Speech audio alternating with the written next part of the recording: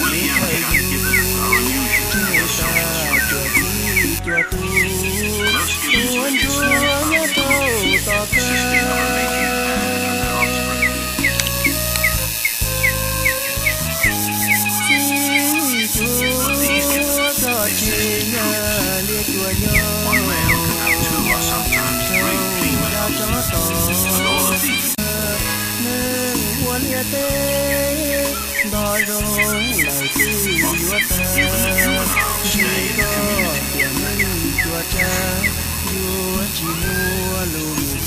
stay in community. Rarely glimpsed, this baby may be only a day old. If it survives infancy, then it has a promising future in these few valuable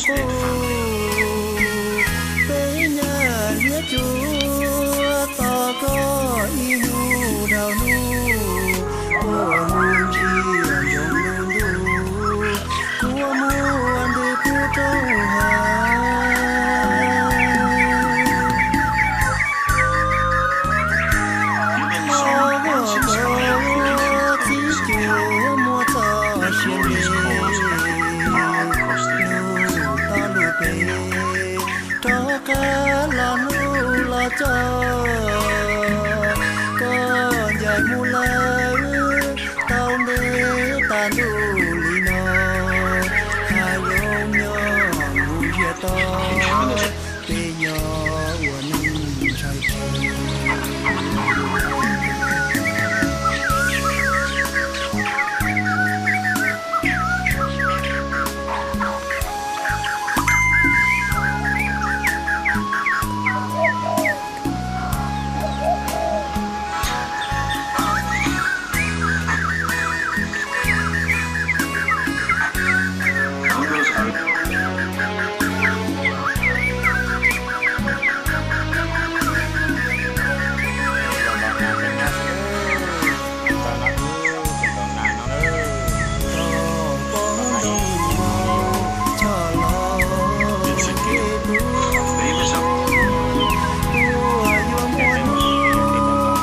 families.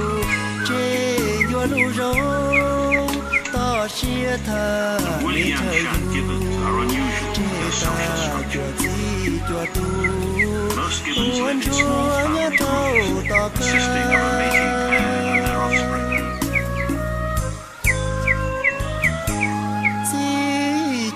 But these gibbons exist in groups. One male can have two or sometimes three females, and all of these can have young.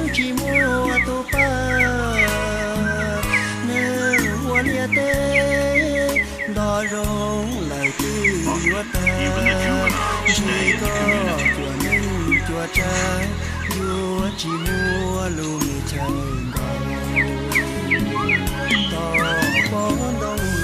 Rarely glimpsed, this baby may be only a day old. If it survives infancy, then it has a promising future in these few valuable close-knit families.